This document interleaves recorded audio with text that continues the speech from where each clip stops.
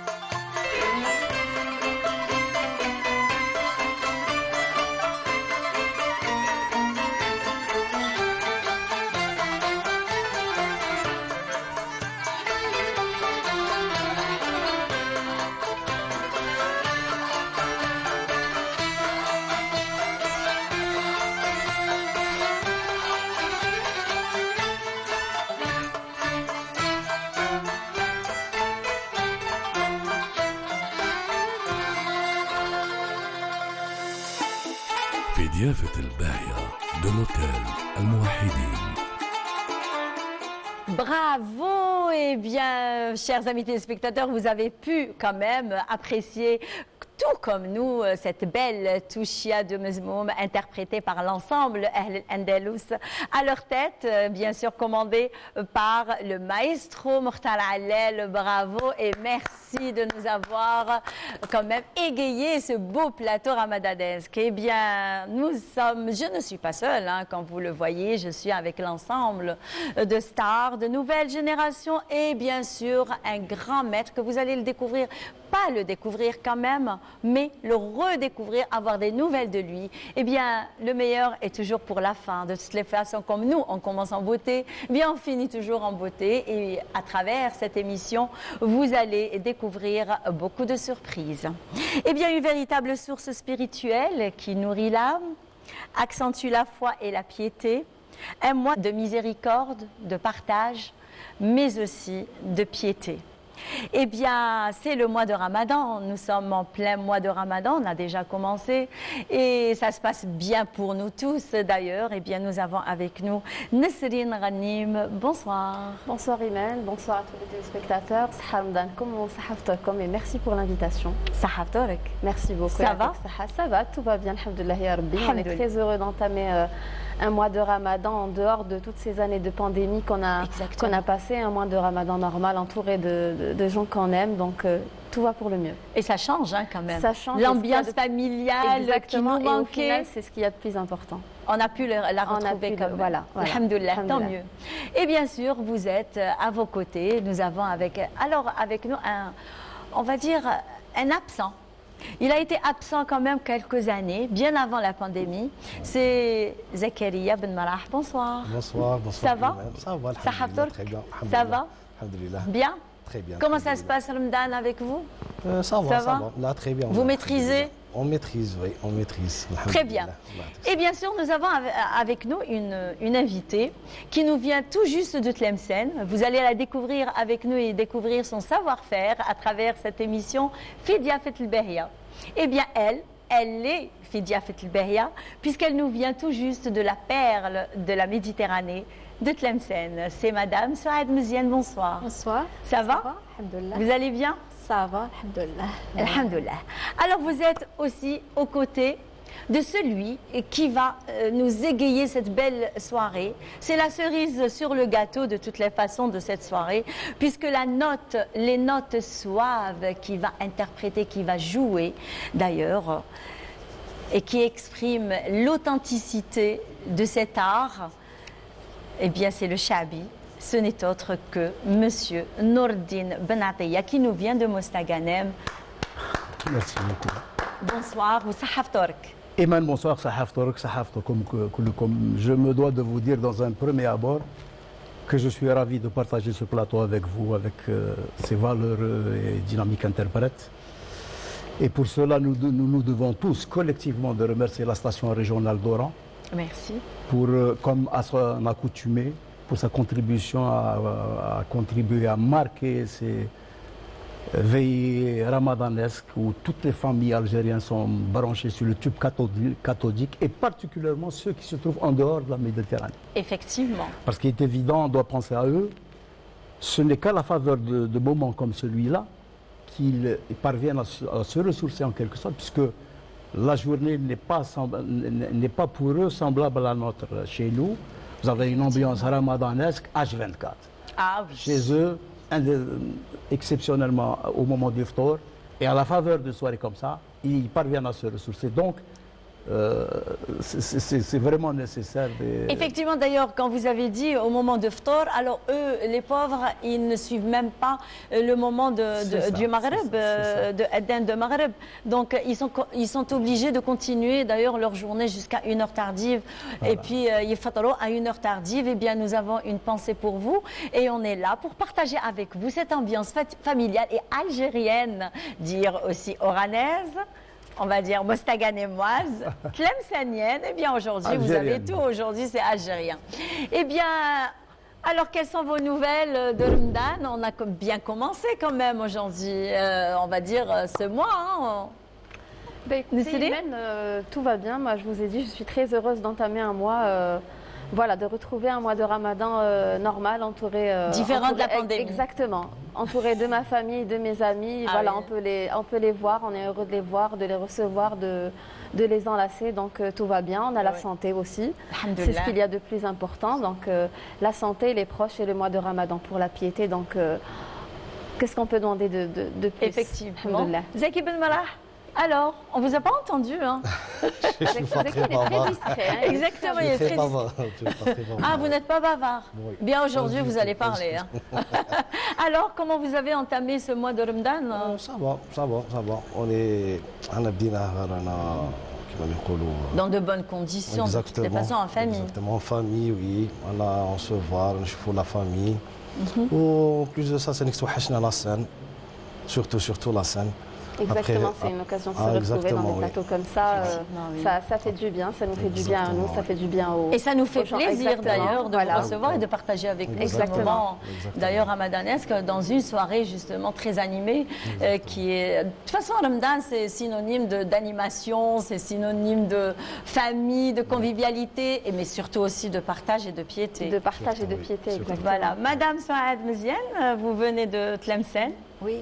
Alors كيفاش الامبيونس نتاع رمضان معاكم؟ كما كامل الولايات كما كامل العائلات نتشاركوا الماكله تاعنا نفرحوا مع وليداتنا نطيبوا لهم نزيدوا شويه في رمضان نديكوري ونزيدوا نزوقوا الطابله. واش هو لو بلا اللي ما ديريهش في العام وتطيبيه في لو موا دو رمضان؟ بون عندنا بزاف لي بلا بصح اللي يكون بزاف في رمضان توجور نبغيو الحاجه شويه حلوه، الحاجه الحلو، طاجين حلو، السفات يعني تكون شويه حلوه. احنا كل يوم في رمضان. D'ailleurs, on dit que la région de Tlemcen, du côté de Tlemcen, c'est que c'est surtout du sucré salé. Sucré salé. Est-ce que c'est vrai? C'est vrai. Qu'est-ce que vous faites comme sucré salé, vous? بون سكري سالي كاين كيما الطاجين حلو يكون مالح وحلو، الصفات يعني شويه مالحه وحلوه فيها كيما الطعام كاين فيه اللي نديروه مالح باللحم والاخر نعملوه من فوق زبيب ولا حاجه حلوه. سا ديبون كل عائله وكيفاش. Alors, chers amis téléspectateurs, d'ailleurs, vous l'avez certainement vous aussi chez vous, vous le faites, et les femmes que vous avez chez vous, votre sœur, votre maman, les grands-mères, les tantes et ainsi de suite. Donc, quand elles sont en cuisine, donc, on va dire, elles commencent à être toutes des chefs pendant le mois de Ramadan. Je crois que c'est ça. C'est sûr, on a pris l'habitude que le mois de Ramadan soit assimilé au bon plat. Bon, il y en a qui aiment, il y en a qui aiment moins, mais il faut voir la chose autrement. On fait les plats par amour pour notre famille, par amour, pour se rassembler autour de ces plats. On a envie de cuisiner. Exactement, c'est l'occasion de se donner à fond, de faire de bons plats qu'on n'a pas l'habitude de faire pendant l'année, de les partager autour d'une table avec les gens qu'on aime. Exactement. Voilà. Le grand maître. Vous avez parlé tout à l'heure, j'ai noté dans l'animation, ce qu'il y a de fabuleux lors de ce mois de Ramadan, tous les mois de Ramadan, ce sont ces formidables initiatives, ces formidables traditions qui constituent ni plus ni moins qu'un dénominateur commun pour l'ensemble des familles algériennes. Et entre autres, pour ce qui nous intéresse, nous autres opérateurs culturels, il y a un bouillonnement culturel, il y a un programme, une effervescence culturelle. La preuve, nous effectivement, sommes là, oui. Sur tout le territoire national. Effectivement. Les maisons de culture, la direction de culture, les APC, le mouvement associatif. Surtout que vous faites partie de ce domaine. Bien sûr. De ce domaine de la culture. C'est ce qu'il y a de fabuleux, de remarquable pour ce qui nous concerne, nous autres, la famille des artistes. Donc, comment se faisait et se fait justement la programmation de ces soirées ramadanesques? Alors vous êtes du domaine d'ailleurs. Vous savez qu'au sein du mouvement, je commencerai par le mouvement associatif auquel j'appartiens. Chaque association esquisse un programme d'activité. Les gens qui ont pour charge la mission d'animation culturelle, c'est-à-dire les représentants étatiques, je parle des maisons de culture en particulier, ils ont pour tradition d'élaborer un programme ramadanesque pour tout le mois. Idem pour certains APC, pour certains offices. Donc, je pense que le ramadan, il est propice à une activité culturelle tout azimut, ça de tout temps. La preuve, on est le 1TV, nous sommes conviés. Vous marquez positivement le démarrage du mois de Ramadan et on ne fera que vous réitérer nos remerciements. Eh bien, nous, on est très heureux et on vous remercie d'avoir accepté notre invitation d'ailleurs. Tout le plaisir est pour nous, madame. Surtout qu'on dit aussi que M. Nourdine Ben Ataya, le grand maître, l'un des grands maîtres du Chabi de Mostaganem, d'ailleurs, vous avez un petit peu repris le flambeau de Mazouz Bouadjedj. Madame Mazouz Bouadjedj, que je salue au passage et auquel et un prompt rétablissement pour lui. Une longue vie. Inch'Allah. A été un maître incontesté. Il ne serait en aucune manière, pour ma part, de prétendre à l'égaler, encore moins de le succéder. Mazouz Bouadjedj, c'est un monument. Je n'en dirai pas plus. Effectivement. Tous les téléspectateurs qui nous écoutent, je pense qu'ils convergent dans le même sens que moi. Mais bien sûr, mais bien sûr. Alors, Nesrine Ghani, votre voix est magnifique. Merci. Comment vous choisissez vos textes que vous reprenez? Je suis très inspirée par les gens qui me connaissent bien, savent que je suis beaucoup plus attirée par le chant haouzi que la nouba et le chant classique, bien que j'ai baigné là-dedans pendant des dizaines d'années. Mais pour moi, les deux personnages qui m'inspirent le plus, c'est vraiment Cheikh Abdelkarim Dali, pour le grand maître, oui, pour ses qualités, d'avoir su rallier école de Tlemcen et école d'Alger. Moi, je suis vraiment fan et j'aime beaucoup voilà, ce brassage.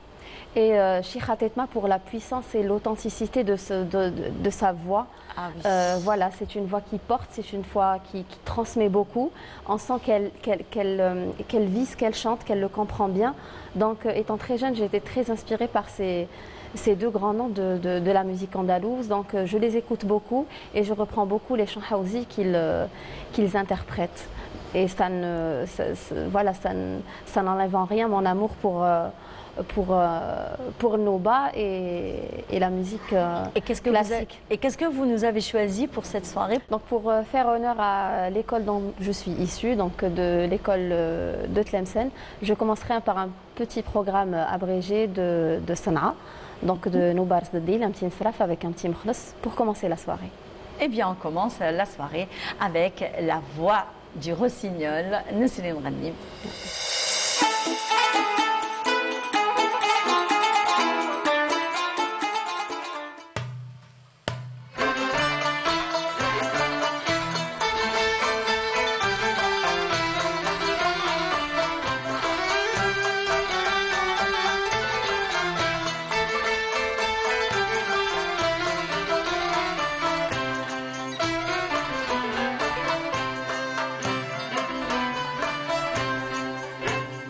واللي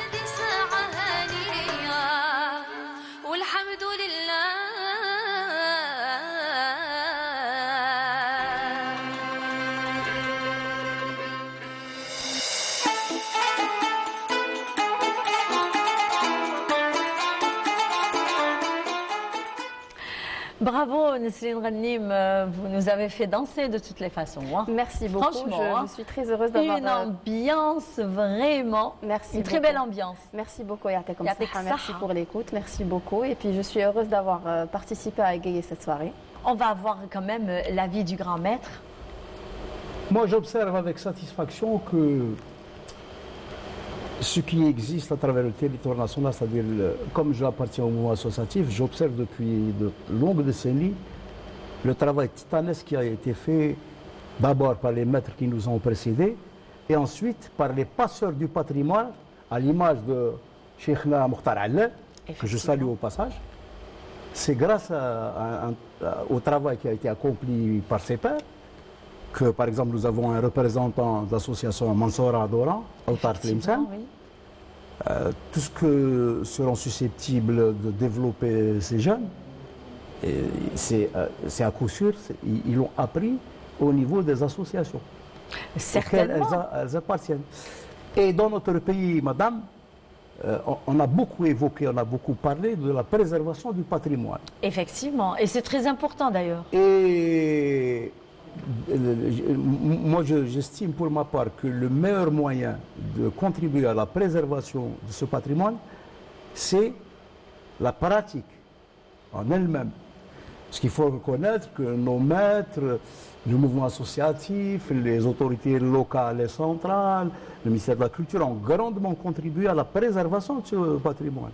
Nous pouvons dire, nous pouvons affirmer aujourd'hui en 2023 avec une grande satisfaction que la grande majorité du patrimoine musical andalou, haouzi, arabi, etc. a été sauvegardé et enregistré. Maintenant, ce que j'attends moi personnellement, et comme beaucoup de mélomanes, c'est que des jeunes comme ça, et madame, je ne vous apprendrai rien en vous disant que si vous observez la scène nationale, il y a une multitude de jeunes voix qu'on découvre tous les jours. Effectivement. J'allais aborder ce sujet. Zakaria Ben Marah, c'est toujours un plaisir d'ailleurs de partager avec vous le plateau de Fidia Fet el-Bahia. D'ailleurs, aujourd'hui, vous êtes Fidia Fet el-Bahia. Donc, et là, c'est que vous avez fait justement, d'ailleurs, vous avez fait la formation. Andalouse, oui. Exactement. Et là, vous vous êtes un petit peu détaché de ce mouvement associatif, Exactement, de ces formations, donc, et vous avez entamé une carrière en solo. Mais on va dire, on est dans l'ère de la formation, des formations andalouses par des jeunes. Donc ça, quand même, c'est une très bonne nouvelle et c'est rassurant aussi, puisque la jeune génération s'intéresse toujours à cet art ancestral qui est classique. C'est au moment où, on va dire, il y a l'invasion d'autres musiques qui ont envahi l'Algérie, nos jeunes, etc. Qu'est-ce que vous avez à dire sur ça? C'est un honneur pour moi, surtout pour préserver la culture تاعنا, surtout le حوزي, الصنعاء, العروبي كما اللي قال الشيخ تاعنا. وماذا بينا نزيدوا نكملوا في هذا المنوال, وثاني كيعاونونا الشيوخ تاعنا باش nous pousse. De toute façon, en musique andalouse, on ne prend jamais son envol bien sûr. Totalement et définitivement. Le repère restera toujours l'association, le repère restera toujours un aîné. Voilà, tant qu'il y a les aînés, le repère c'est eux.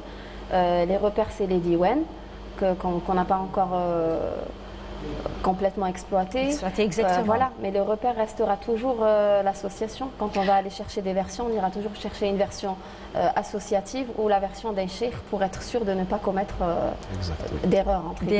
Alors Zakaria Ben Marah et Nesrine Ghanim, vous avez certainement participé à des festivals de musique andalouse. D'ailleurs, l'année 2022 a été clôturée par un festival de musique Hawzi à Tlemcen, d'ailleurs, où on a vu l'ouverture a été en apothéose par le rossignol de la musique Hawzi Nesrine Ghanim, en compagnie de un grand artiste. Je vous laisse l'annoncer. Effectivement, c'était une très belle, c'était une ouverture très originale où les poèmes Hawzi qu'on a chantés ont été mis en valeur, c'est-à-dire pour une première fois, c'est pas les chanteurs, c'est pas nous qui étions mis en valeur.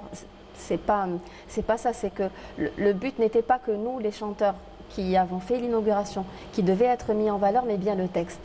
Et c'est dans ce sens-là où Khalil Baba Ahmed, qu'on salue d'ailleurs, que je salue chaleureusement, et a mis en scène donc cette ouverture où il a scénarisé.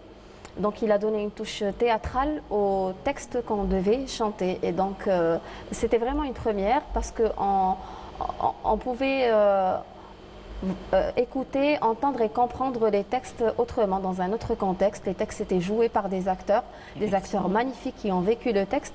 Et nous n'étions là que pour le chanter ou un petit peu donner une mélodie et sublimer un petit peu ce texte. Donc oui, c'était une ouverture qui était très belle et qui mérite vraiment un envol vers l'international parce que le concept était vraiment magnifique. Exactement, d'ailleurs, vous avez partagé la scène avec un grand nom. Exactement, avec Maître Brahim Haj Qassem, donc, qui excelle déjà dans toutes les scènes nationales, internationales.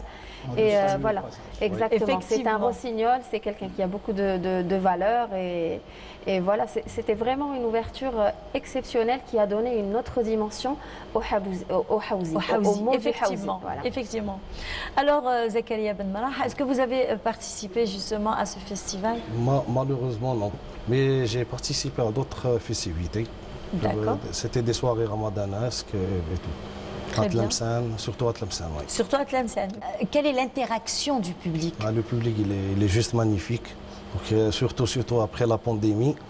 L'année passée, on a fait des soirées ici à Oran. Vous faites vraiment au top. Au top. Oui, au top. Très bien. Même le public, il était réactif et tout. Et qu'est-ce que vous nous avez justement choisi pour cette soirée, pour égayer cette soirée? Pour la première partie, j'ai choisi un Hawzi en mode Jarka. L'auteur, c'est Ben Ammar. Eh bien, on y va. On va apprécier cette belle voix qui nous a tant manqué d'ailleurs. Inch'Allah. Merci, bonne écoute. Très bien.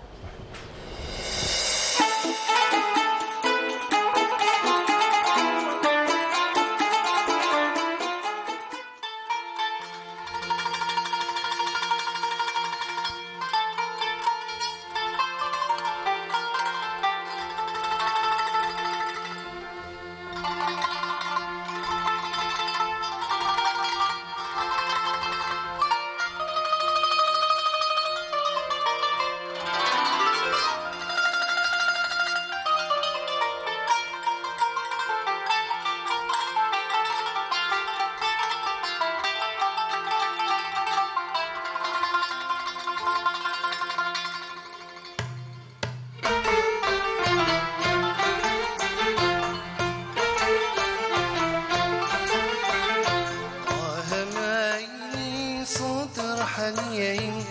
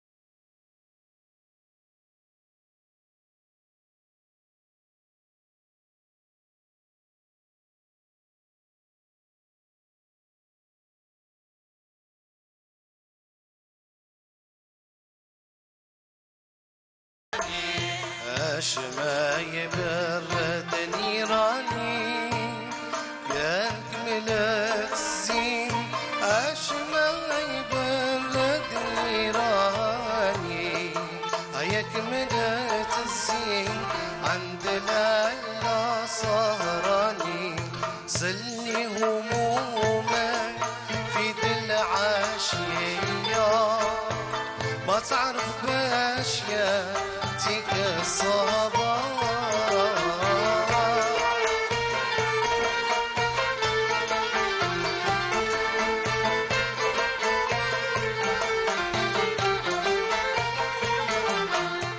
عيد السحور قوم دير اللحومية وفني فنونك مع الميلاد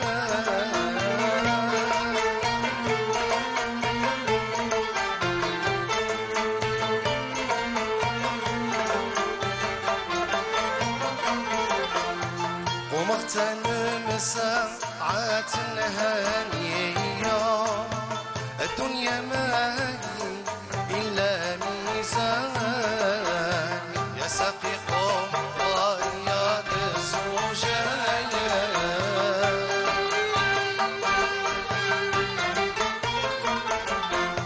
يا ساقي قوم طريات الزوجايا مسقينا عن غفلة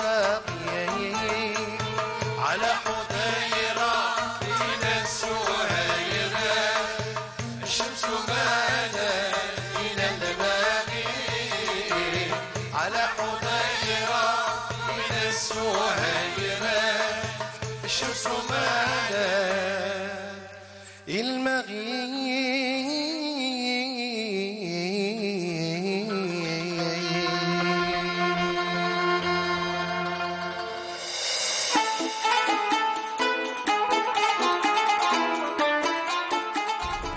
Eh bien, bravo. De toutes les façons, votre choix a été vraiment judicieux. Merci. Puisque ça nous a vraiment fait plaisir de vous écouter, on va dire, vous réécouter, hein, parce que vous avez été quand même absent assez longtemps. Ouais. Et là, on est en train de redécouvrir cette belle voix mélodieuse. Merci.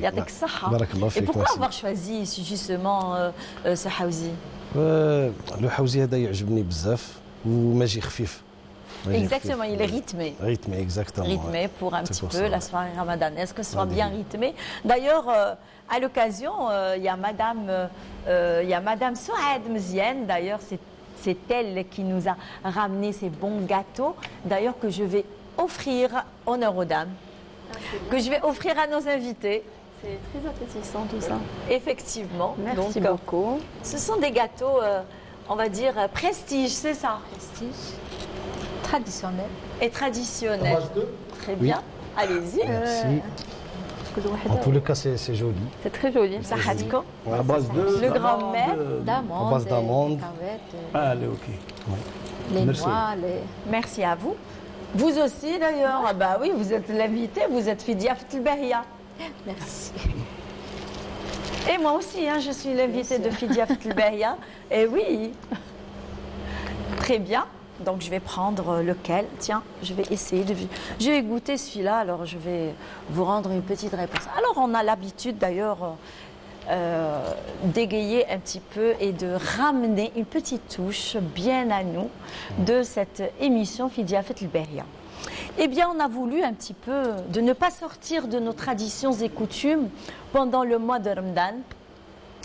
Et certainement, quand vous êtes chez vous, après Tarawih, où on va dire, toute la famille se réunit autour d'un bon plateau de thé, d'ailleurs, et sucreries. Donc, et là, j'ai un petit peu cherché, j'ai puisé dans nos traditions.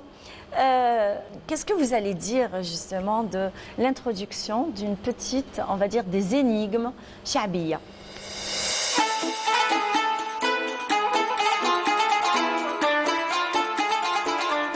Alors, je vais essayer de vous donner ces énigmes et essayer de trouver, vers la fin de l'émission, celui qui aura trouvé le premier, eh bien, il aura un bon gâteau, un autre bon gâteau. Moi, j'en prends même si je ne trouve pas. Ah ben, ça va alors. Très Moi, bien. c'est très bon, donc j'en prends même si je ne trouve rien. Alors, jitek, ma jitek. Kun huma, ma jitek. Même à vous, chers amis téléspectateurs, hein, il va falloir chercher un petit peu chez vous. Je suis certaine qu'il y en a ceux qui ont déjà trouvé. Hein. C'est sûr. Donc ça va? Jitek, ma jitek. Kun mahuma, ma jitek. Bon, il y a Mokhtar Allel, le maestro, qui a déjà trouvé, mais il ne faut pas le dire. Hein. Voilà. Donc je vous laisse un petit peu réfléchir à ça, mais on continue quand même notre débat dans l'ambiance familiale et festive de Fidia Ftlbahia. Alors là, je m'adresse à vous, cher maître. Vous n'êtes plus à présenter, Monsieur Nourdine Ben Attia, encore une fois, marhaba bik. Donc selon vous, comment est la qualité artistique shabi ces dernières années?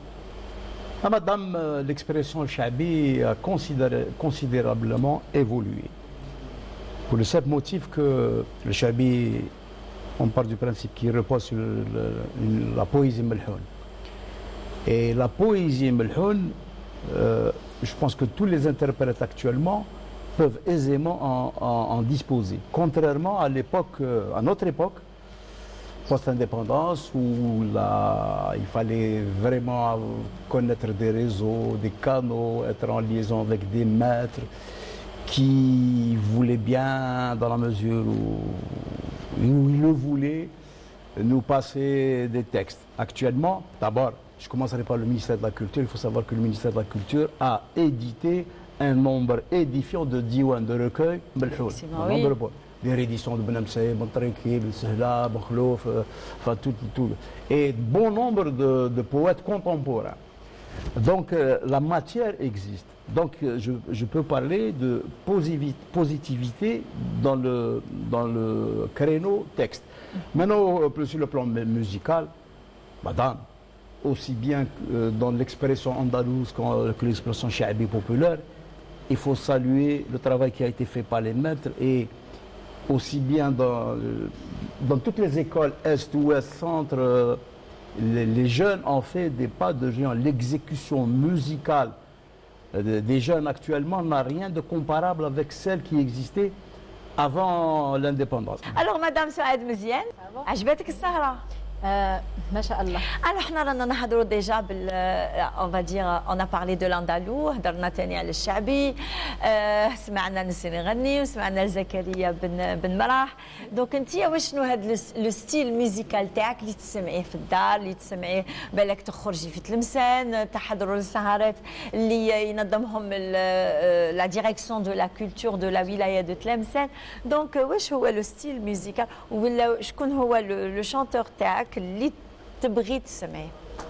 ستيل ميوزيكال تاعي توجور نبغيو الاندلس تلمسان معروفين به، والشانتور نبغي الحاج قاسم. وي حاج قاسم لانكونتيستابل حاج ابراهيم. توجور نستمتعوا باندلس، فيه بزاف الانواع. تخرجوا نتوما في تلمسان لو سوار؟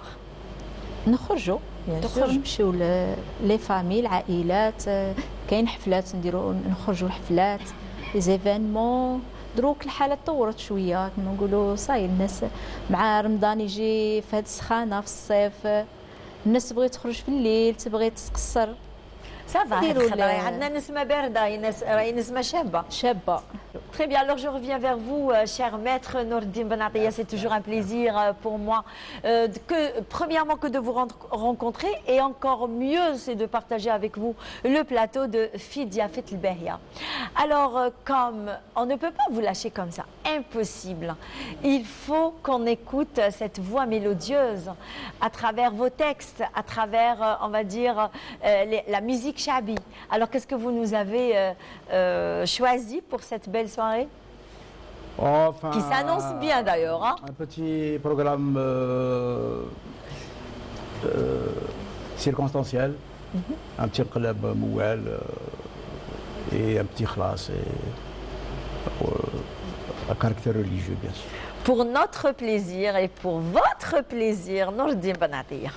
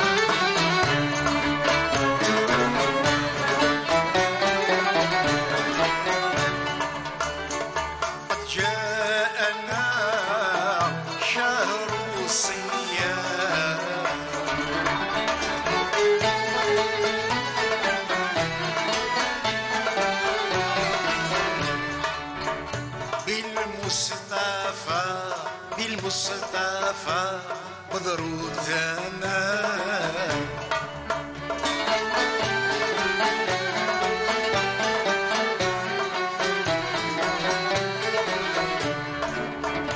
صلوا عليه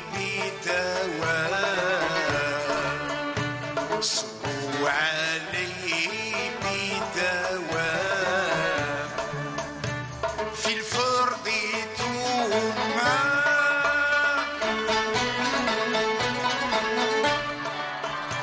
في الفرض توما النافلات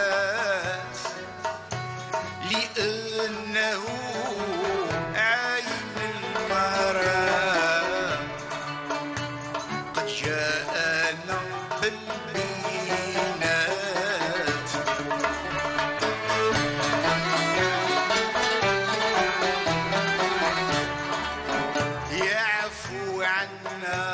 يعفو عنا السيئات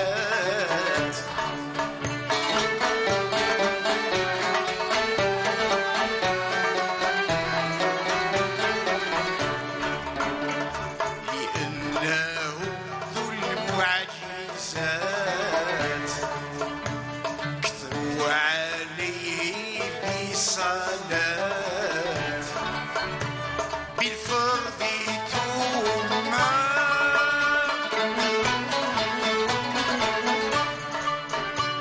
بالفرض توما النافلات لأنه عين المرأة قلبي مولى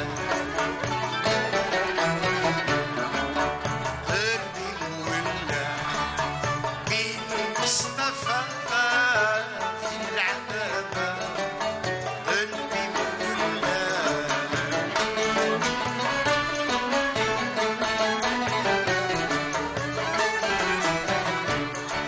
شافع المشفى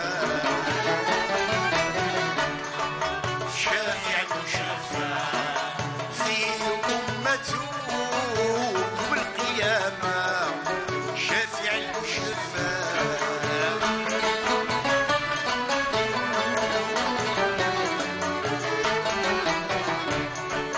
ونور يسطع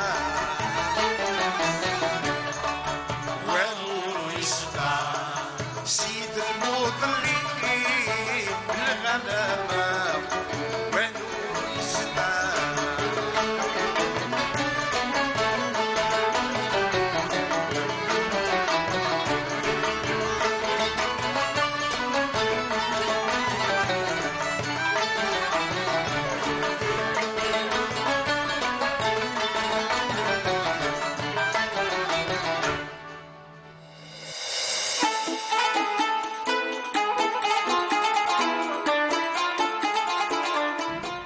Eh bien, merci à cette belle voix qui est venue de Mostaganem. Le Chabi à l'honneur à travers le maître du Chabi, l'un des maîtres du Chabi de Mostaganem, Monsieur Nourdine Ben Atiyah.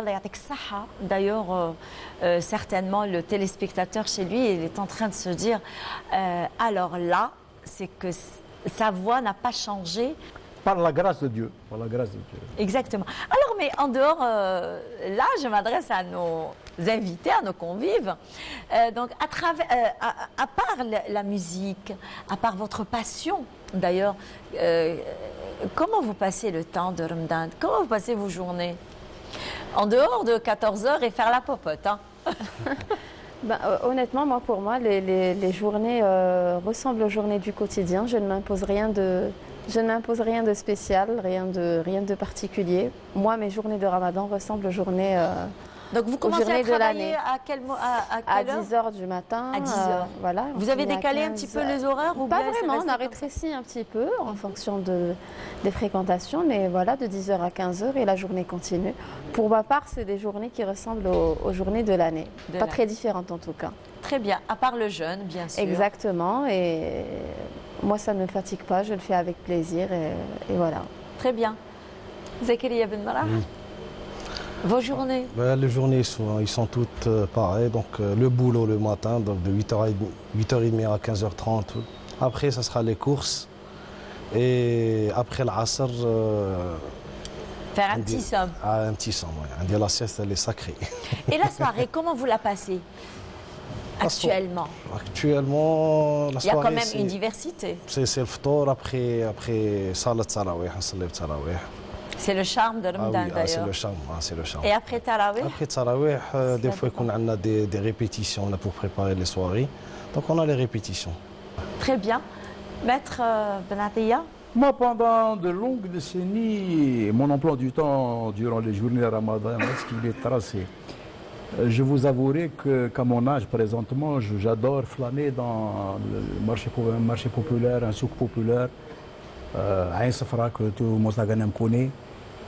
Et je prends plaisir à faire des emplettes un jour sur deux, volontairement un jour. Bon, je peux le faire hebdomadairement comme beaucoup.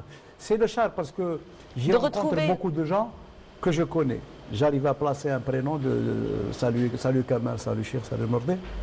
Ensuite, il y a une deuxième catégorie de gens qui me saluent, qui m'interpellent par mon nom et sur lesquels je n'arrive pas à placer un prénom, un prénom, ça me gêne. Et puis il y a la troisième catégorie, des gens du peuple qui nous saluent. Je sens cette sincérité, cette joie qu'ils ont de nous apostropher parce que ils nous ont entendus à la radio, ils nous ont vus à la télé, je vous assure que ça me touche énormément. Et là, je reviens vers vous, la jeune génération, d'ailleurs, qui s'agrippe dans cet art que vous ne voulez pas qu'il disparaisse. Et tant mieux, d'ailleurs, c'est à travers vous qu'on essaye un petit peu de retrouver ces jolis textes, ces belles noubas aussi. Donc, on va vous inviter à rejoindre l'ensemble de El Andalous, on va dire, à leur tête, Mokhtar Allel. Alors, qu'est-ce que vous nous avez choisi pour une deuxième interprétation? Pour ma part, comme deuxième interprétation, je vais vous choisir un madih du terroir de Tlemcen. On vous invite à y aller.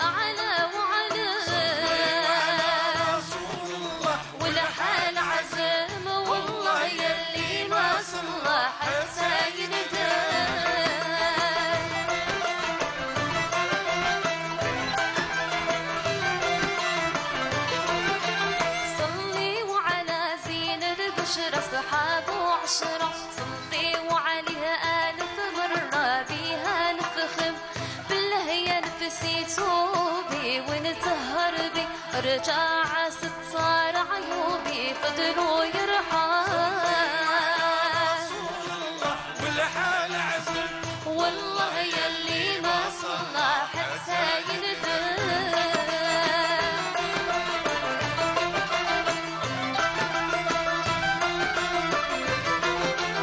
والموت تأتيني بغصة بالك تنسى ونعود بين الموت شيئا لازم والموت تأتيني غفلة على من تتبلى ومراسني مني تخلى أمرنا يغتال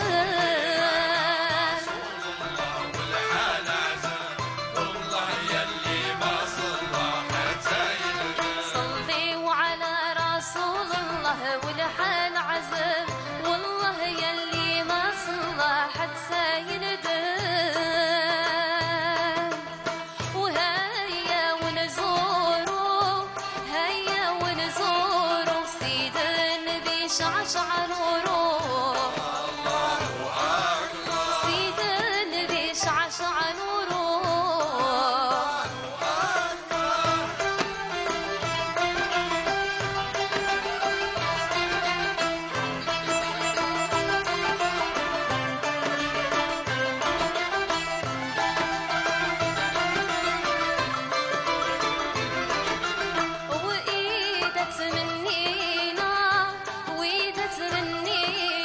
بقدرة ربينا الحقوق وبقدرة ربينا الحقوق وهيا ونزوروا هيا ونزوروا سيد النبي شعشع نوره سيد النبي شعشع نوره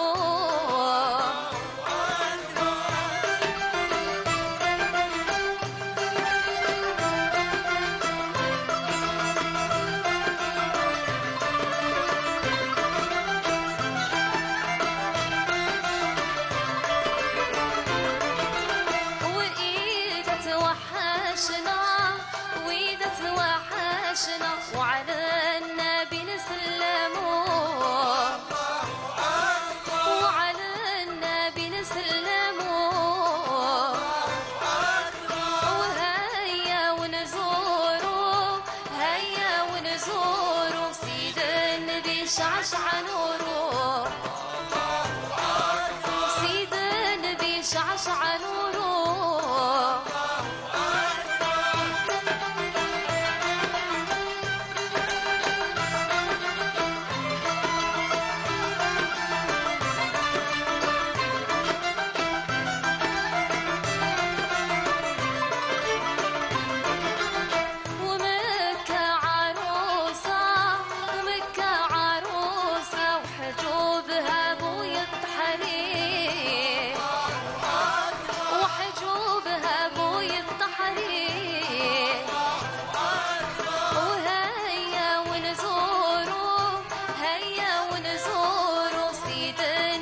شعشع نوره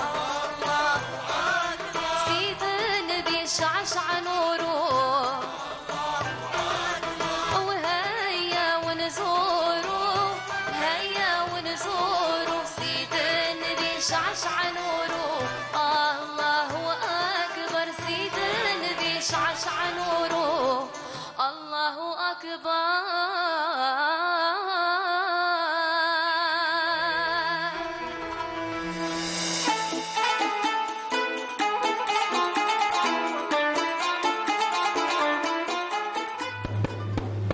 اسمعوا يا السامعين لسمع الخير اسمعوا يا السامعين لسمع الخير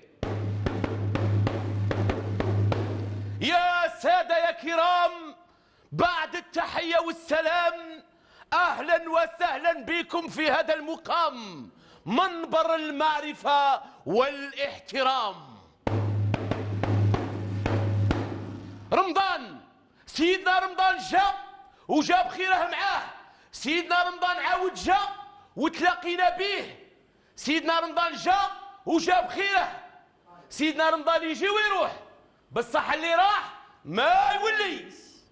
الله يرحم اللي ماتوا وخلاونا في هذا شهر رمضان ندعو لهم بالرحمة، واللي جاونا جدد مرحبا بهم في الأسرة وفي العائلة. ها رمضان وخيرك، ها رمضان وبركتك، والخير راه هنا، ها هو الخير. ها إيمان أختي الخير راه عندك اليوم بركة.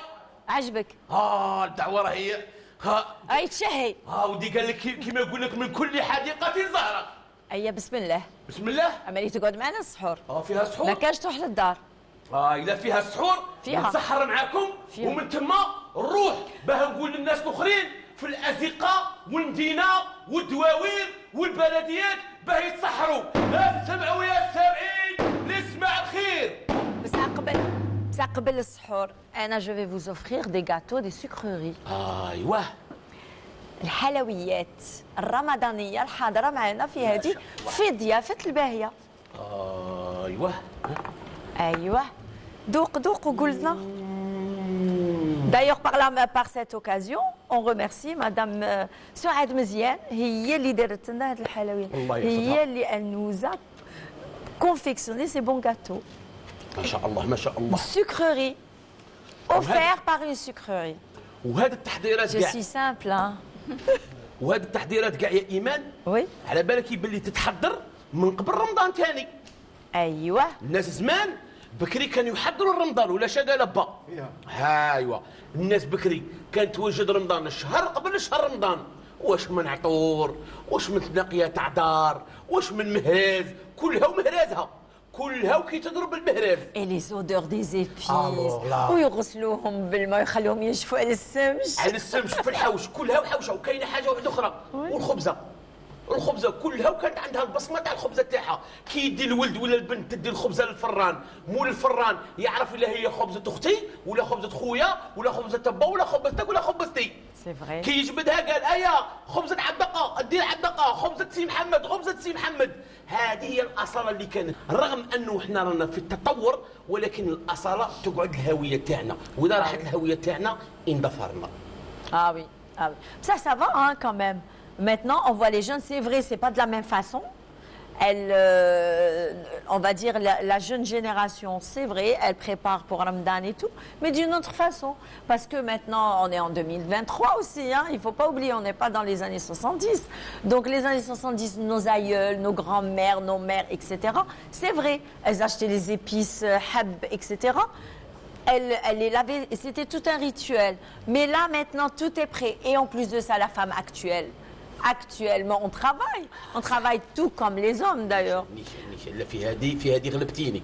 Et le tout au nom de la modernité, soi-disant.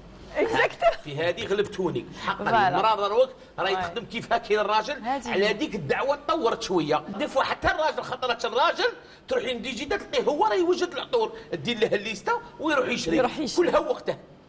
هذه هي. يعاون شويه وما لا يجريش يعاون او يقعد هو غير في الدار. لا سي محمد ولا يدير كي يبغي. يديك ونوض تخدم بشويه برك انا شويه حريره وشويه شوربه وشويه صح. بوله وكاينه حاجه. شوفي تقلع عليا ما تقلع على المعقوده. يا ذاك البوراك شويه يجي طويل شويه مثلث شويه المعقوده. توت لي فون. ودي ديك المعقوده مع ديك الحريره بكري كان غير معقوده. كاين لا بوراك لا هاد لي صابلي. هذاك المعقوده هي سي مودرنيزي. Maintenant, ils diront le fromage, ils diront que... Mais moi, personnellement, je préfère Marcouda classique. معقوده مع الحريره هذيك تاع الجدود. Ça قول الصح. Ça, maintenant, c'est ديريش l'heure. الخلاط. ما Maintenant, ديريليش الخلاط. راهي تشوف في زوج راهم مريحين وشوف ما ديريليش الخلاط. خليني نقول لك. maintenant, c'est l'heure de la vérité. Donc, alors, Emin Missou, maintenant, il sera mis devant un vrai dilemme. Alors, qu'est-ce que vous préférez? الحريرة تاع المرأة ولا الحريرة تاع لا مامون؟ انا بروحي انا نهار اللي تزوجت بها قلت لها شوفي غير قيسي عينك ونخفي ودنك وتعلمي. قلت لها لا خاطرش الا راطيتي الكوردون بلو اللي راه عندنا راحت علينا لافير. هما الله غالب. هذا انا بروحها مرتي كي تعيط لي. مرتي بروحها كي تقول لي تحتك. ولد امه. Ah bah oui, bah écoute, hein, la femme, maintenant, Allah samhili madame, mais je vous dis que déjà, quand vous vous êtes marié avec Emin Missou, vous saviez qu'il avait sa maman. Hein, bien sûr, donc ça, ah ben voilà, ça fait plaisir. Eh bien, là, de Emin Missou, notre artiste, notre Hakawati, qui nous a égayé, qui a donné un nouveau souffle à l'émission Fidia Ftlbeya, parce que lui aussi, c'est vrai, il est d'Oran, mais il est toujours Fidia Ftlbeya. Voilà. Donc, je reviens vers vous, Zakaria Ben Marah. Là, c'est que vous nous avez préparé une deuxième chanson. Oui, exactement. Une deuxième belle interprétation. Oui. Laquelle? Donc, je vais vous interpréter maintenant un medih. دونك ان مديح في مود العرق. Très bien. Allez-y. ميرسي.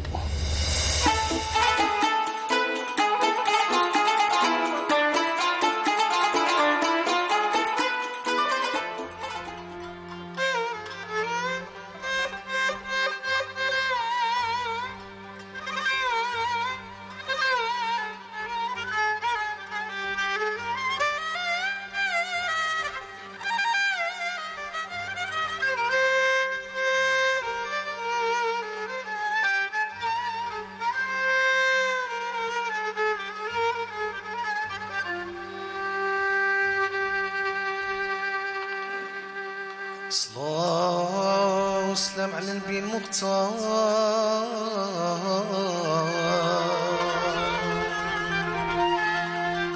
سيدنا محمد ربحي وراس مالي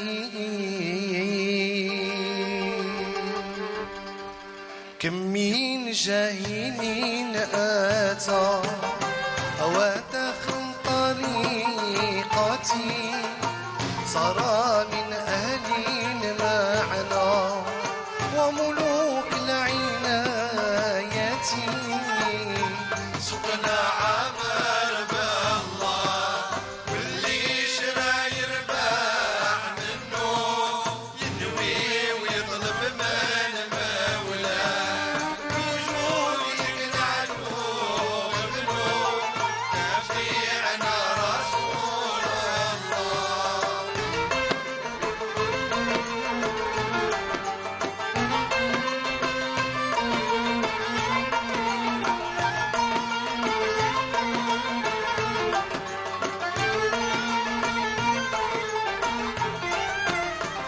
أنا عين تحقيق أيام تطلب رؤيتي أنا منهج طريق الكون في قبضتي الكون كسرابي كما جاء في الآية هباء في هوائي عن أهل الحقيقة سقنا عمل والله واللي شرى يربح منه يدوي ويطلب من مولاه وجودك لعنو ابنه شفيعنا رسول الله.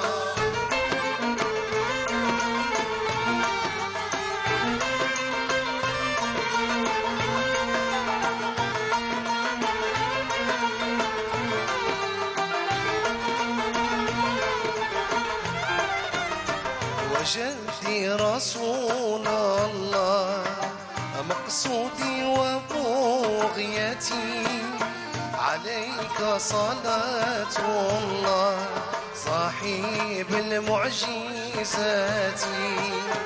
تمنيت بحمد الله وعلى كل حالتي لا إله إلا الله تحظى بالكلمات سقنا عبد الله واللي شرى يربح منه ينوي ويطلب من مولاه من وجودك العلوم ابنه شفيعنا رسول الله. لا إله إلا الله محمد رسول الله عليك صلوات الله وسلامي من عند الله. لا إله إلا الله محمد رسول الله عليك صلوات الله وسلامي من عند الله.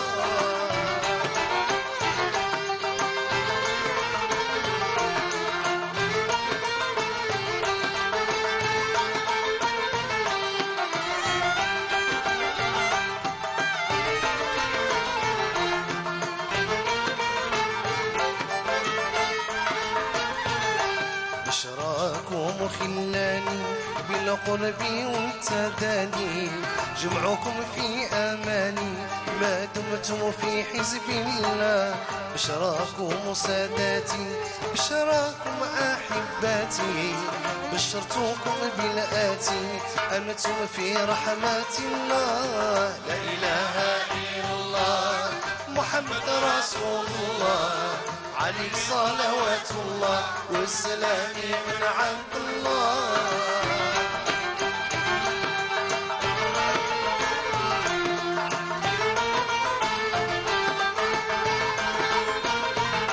جمعوكم عين الرحمة جمعوكم فيه حكمة ومن حبكم سما وعليكم رضوان الله الرضا مع الرضوان والرحمة كاد الغفران أنتم حزب الرحمن أنتم أولياء الله لا إله إلا الله محمد رسول الله عليه صلوات الله والسلام من عند الله ولا إله إلا الله محمد رسول الله عليك صلوات الله والسلام من عند الله بين مكة والمدينة الله الله يشفع فينا نبينا الله الله الصلاة والسلام عليه يا رسول الله الصلاة والسلام عليه يا حبيب الله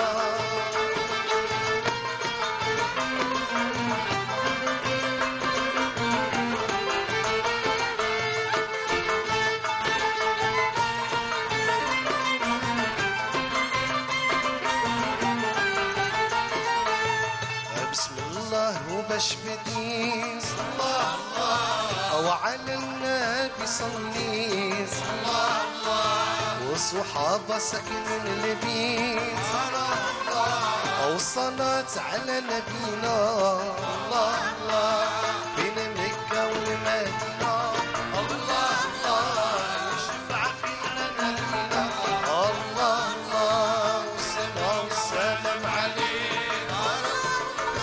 والصلاة والسلام عليه يا حبيب الله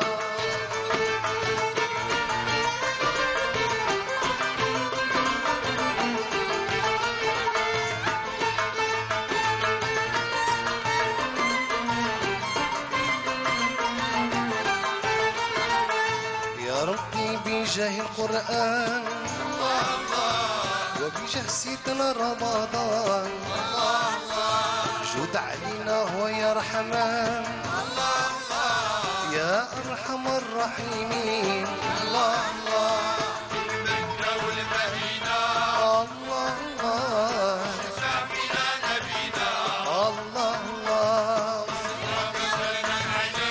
يا رسول الله والصلاة والسلام عليه يا حبيب الله والصلاة والسلام عليه يا رسول الله والصلاة والسلام عليه يا حبيب الله والصلاة والسلام عليه يا رسول الله والصلاة والسلام عليه يا حبيب الله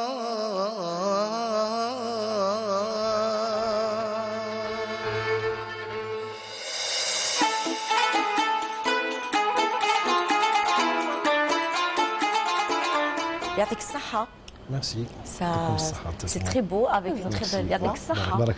Donc je reviens vers vous, Maître Nourdi Ben Attia. Donc tout à l'heure, vous m'aviez dit, c'est un sujet qui vous a justement accroché, c'est l'écriture, la nouvelle écriture, d'un nouveau souffle, on va dire. Écoutez, madame, il ne doit point vous échapper que nous sommes rentrés de plein pied dans le 3e millénaire, nous sommes à l'orée du 21e siècle. Et l'écriture de la musique s'impose, quel que soit.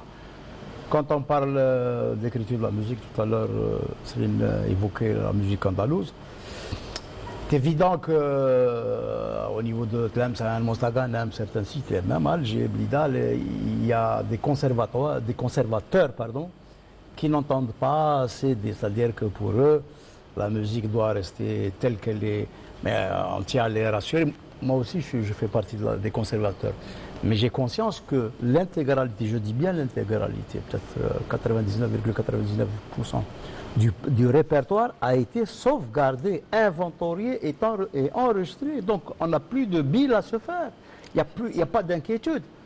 Ceci dit, on ne doit pas empêcher des jeunes de faire des expériences, des tentatives, de prendre des initiatives tendant à... Le terme est trop fort, moderniser, je vais faire ici certaines choses, mais leur permettre d'apporter un plus, une petite plus-value sur ce qui existe. Mais s'il vous plaît, nous sommes en 2023, pourquoi empêcher des gens qui seraient susceptibles de songer à la composition, à l'écriture d'une nouba? Moi, je ne citerai pas de nom. Moi, je suis qu'à Constantine.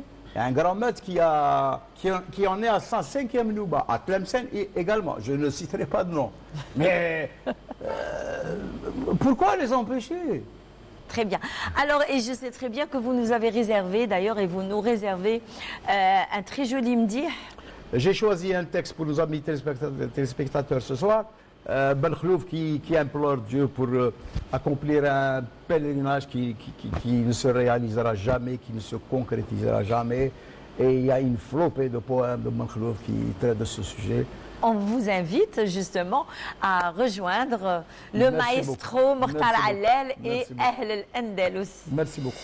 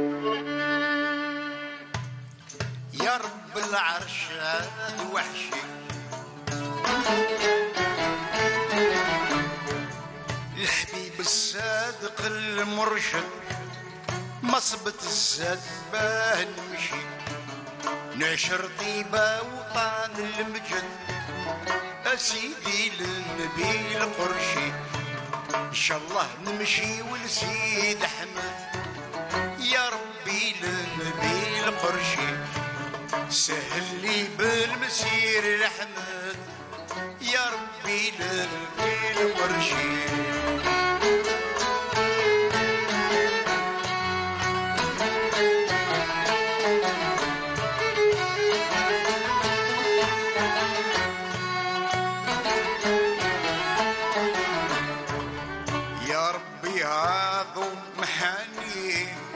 مصبة الزبان نرحل هي شوقي وهاج جني غابت تدبير كيف نعمل ولكن الزين نور الحسني راني في شمايل ونمثل هو يطفي لي بعد شي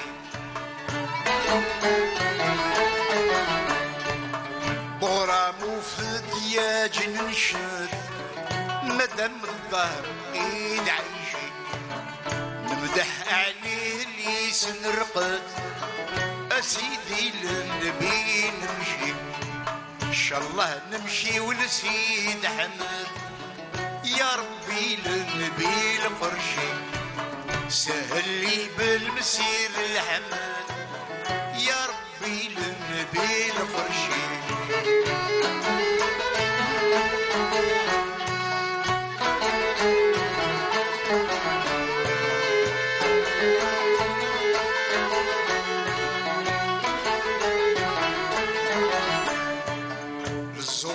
موجة تقى صبري الشمخ المراقب رحلو نركب للشراقة زال معان ذات لعب لو كان انا جبرت ناقة تفرح يا منين نذبح يوم الوقوف كمشي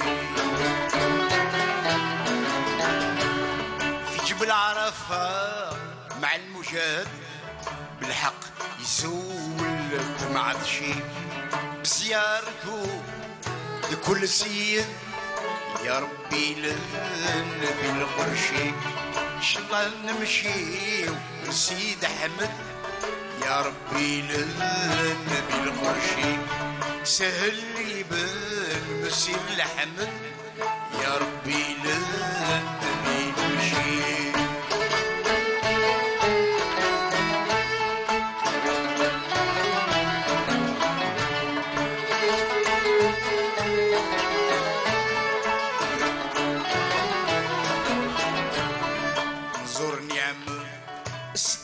بكر ونزيد نطوف بالجماعة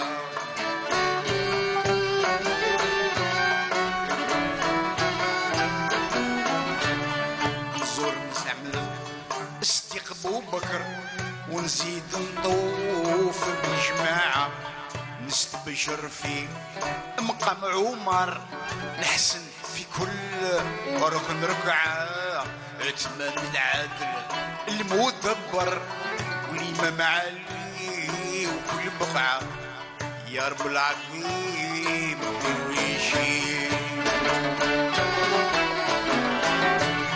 برجل حسنين من كبادي شفاو من كبر مشي نبشر ونقول صرت سعدي يا ربي للنبي نمشي ان شاء الله نمشي سيد احمد يا ربي للنبي القرشي سهل لي بالمسير لحمد يا ربي للنبي القرشي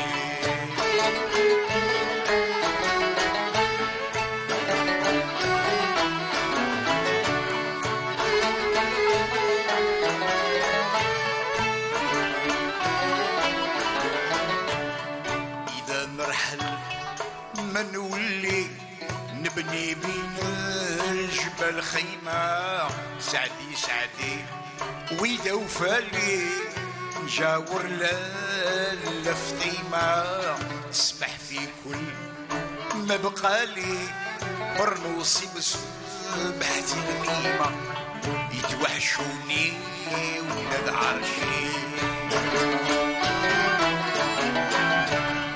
يتوحشوني ولاد عرشي ويقولوا بالخلف بعد فرق الوطن ما يجيش مشى شور الرسول قاسم يا ربي للنبي القرشي يدخلوا الخيمة ولادي يصيبوا الخيمة بلا ركايز يصيبوا من الشعير عندي خليته لساعة الحزايز كما خلى الخلوف جدي خليته للولاد حايز إذا قبضوني كنت شي إذا قبضوني كنت شي وانا الجوع غير واجب حاشا بالله يكون شي مداح المير ما يتمرمد يا ربي آخر الألم حزنك سباني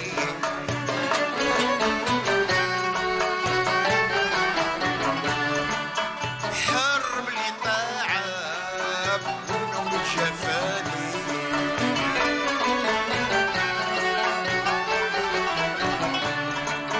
عاشق بدوام عطل زماني والله بلا زول عاشق مجدد في حبي راسه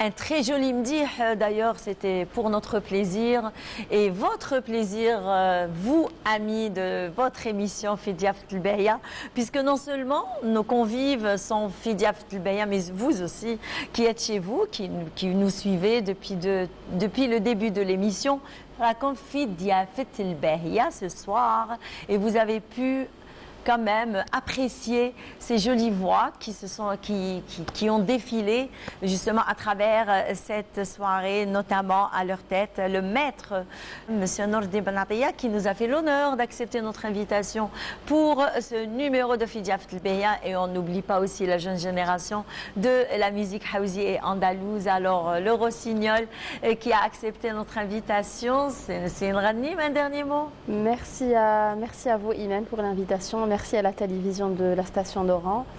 Merci aux téléspectateurs de nous avoir accompagnés durant l'émission. Et ينعاد علينا شهر رمضان بالصحة والهنا وبالخيرات وكل عام وانتم بخير إن شاء الله. إن شاء الله يا ربي. زكي بن ملاح. Donc, merci beaucoup pour l'invitation, Imen. Merci à vous. Merci à la télévision algérienne, Tanik. C'est un honneur pour moi d'être avec vous sur le plateau. C'était une soirée superbe. Tant mieux alors. Ah oui. Ah, donc on a réussi notre pari alors. Donc Tanik, pour الجو تاعنا يعطيهم الصحة.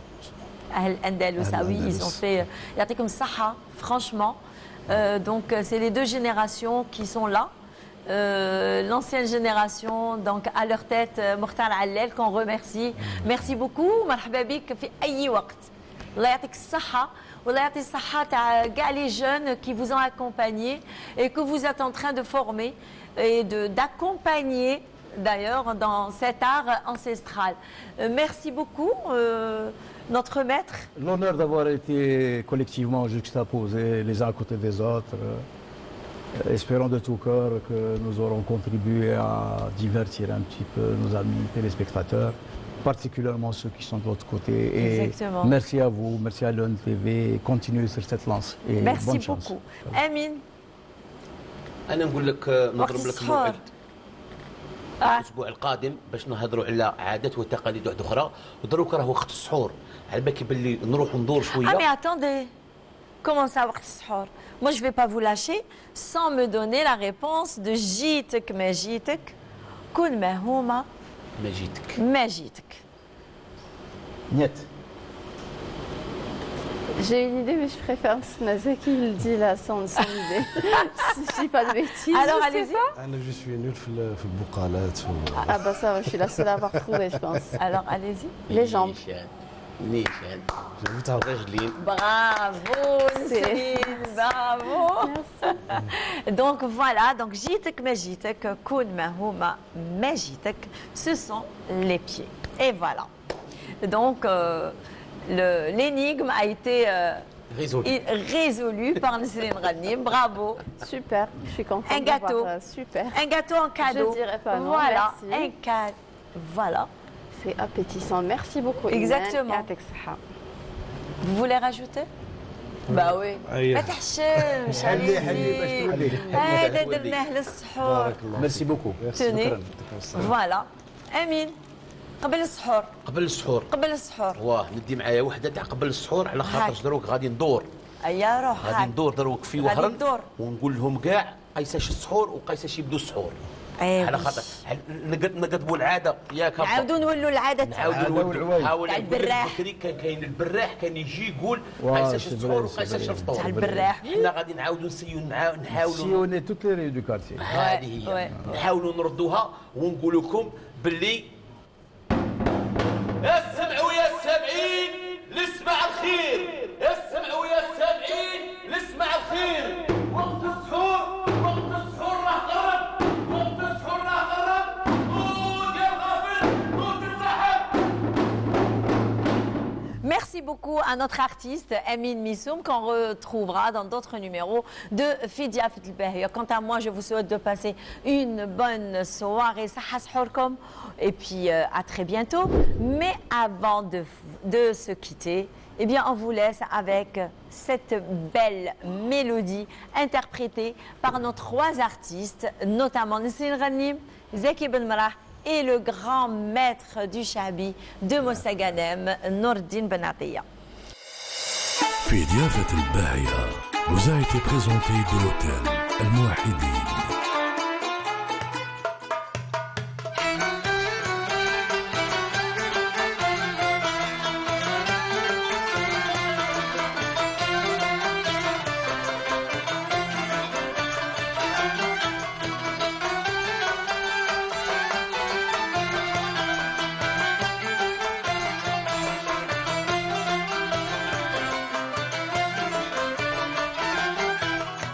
وعلى خير واحنا مشينا وجينا لاباس علينا تبقاو على خير.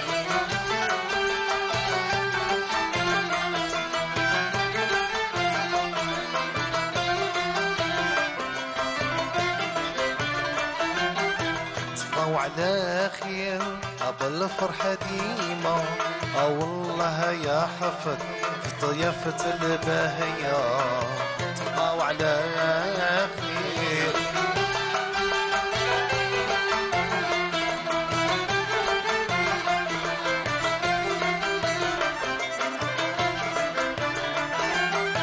تبقاو على خير والصبح صبح ونصلى على نبي محمد يربح. تبقاو على